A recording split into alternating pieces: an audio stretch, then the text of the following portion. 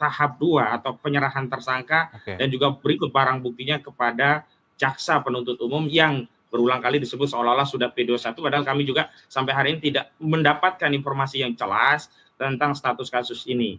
Nah, akhirnya kami pun sampai hari ini masih mempertanyakan sekaligus mempersoalkan penangkapan ini dalam konteks apa? Kalau dalam konteks tahap P2 atau tahap 2 begitu maksud kami, atau 21 ya P21, tentu cara-cara yang beradab yang sesuai prosedur KUHAP yakni melakukan pemanggilan terhadap tersangka harusnya ditempuh, bukan langsung melakukan proses penangkapan di ruang-ruang privasi. Sekedar untuk informasi, klien kami itu saat itu sangat kelelahan ya pagi karena siangnya hari Kamis itu saya juga hadir di Bandung saat melakukan dialog nasional dengan sejumlah purnawirawan jenderal di Bandung. Klien kami baru sampai rumah itu pukul 3 pagi dan tidak diberi kesempatan untuk menyiapkan hal-hal yang berkaitan dengan pribadi klien kami. Misalkan obat-obat pribadi, makanan, juga pakaian, karena menurut penuturan istri klien kami, Pak Roy ini ada sakit yang perlu perawatan khusus, juga obat-obat khusus yang biasanya disiapkan oleh sang istri. Nah, tidak pernah atau tidak sempat ya untuk bisa menunggu istri menyiapkan segala hal yang berkaitan dengan suaminya untuk kebutuhan pribadi, ini langsung dijemput paksa. Tadi makanya kami berkoordinasi dengan istri Pak Roy, Bu Ririn, untuk membagi tugas, kami menyiapkan segala hal yang berkaitan dengan pendampingan hukum, kami minta istri untuk menyiapkan segala hal yang berkaitan dengan kebutuhan pribadi Pak Roy, termasuk makanan, pakaian, termasuk juga obat-obatan, karena klien kami juga ada kendala dengan kesehatannya. Jadi saya kira saya protes keras ya, karena ini tindakan yang menurut saya tidak beradab, tindakan yang justru mengkonfirmasi era penegakan hukum di era Presiden Prabowo Subianto ini masih melanjutkan legasi penegakan hukum di era Joko Widodo yang brutal dan barbar, asal main tangkap, dan ini sekali lagi menegaskan konfirmasi kriminalisasi telah sedang dan terus terjadi di negeri ini dan terutama saat ini dialami oleh klien kami Roy Suryo begitu. Ya, Mas Kozidudin, artinya Anda terakhir komunikasi dengan Roy Suryo seperti apa?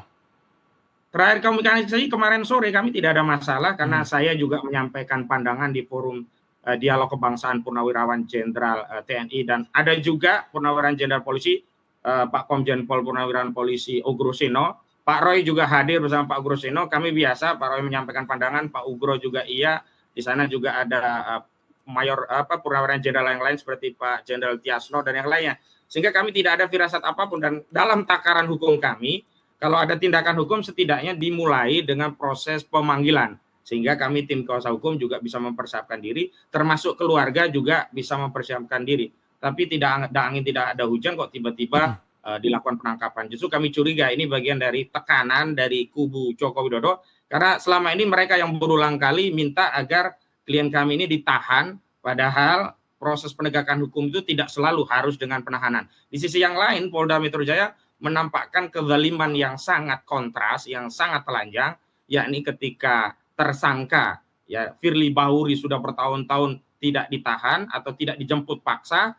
Ini hari ini klien kami Roswilo dilakukan tindakan yang menurut saya barbar ya, penjemputan paksa dan masuk ke ruang privat dengan pemaksaan begitu. Dan pada saat yang sama ya negara hari ini ya penegakan hukum di negeri kita ini sedang sangat sakit. Kenapa? Yang sudah inkrah saja yakni Rasman Arif Nasution dan Sylvester Matutina tidak pernah diambil upaya paksa, penjemputan paksa seperti yang dilakukan terhadap klien kami. Sementara klien kami yang statusnya masih tersangka, yang sebenarnya punya hak atas presumption of innocent atau hak atas azas praduga tidak bersalah, justru diambil dengan langkah-langkah yang represif. Mas Kozidudin, sementara dari pihak polisi sendiri mengatakan bahwa berkas ini sudah lengkap, artinya dari pihak Polda ini sudah sah untuk melakukan penangkapan. Tanggapan Anda seperti apa dan langkah hukum apa yang Anda akan lakukan? Saya memberikan satu penjelasan begini ya. Wewenang itu memang ada pada penyidik, tetapi wewenang itu tidak boleh digunakan secara sewenang-wenang. Melakukan pemanggilan, penahanan, dan apapun itu hak daripada penyidik dari sisi wewenang yang diatur dalam KUHAP. Tetapi sekali lagi, tidak ada satupun pasal di dalam KUHAP yang mewajibkan dalam proses penegakan hukum harus dengan melakukan penahanan. Bahkan tidak ada satupun proses yang wajib dengan penangkapan. Dan hari ini justru kita dipertontonkan kesewenang-wenangan dari aparat yang diberikan wewenang oleh negara berdasarkan undang-undang, tapi dijalankan secara barbar, secara tidak beradab, di tengah harapan publik tentang hadirnya KUHP yang baru dan KUHAP yang baru,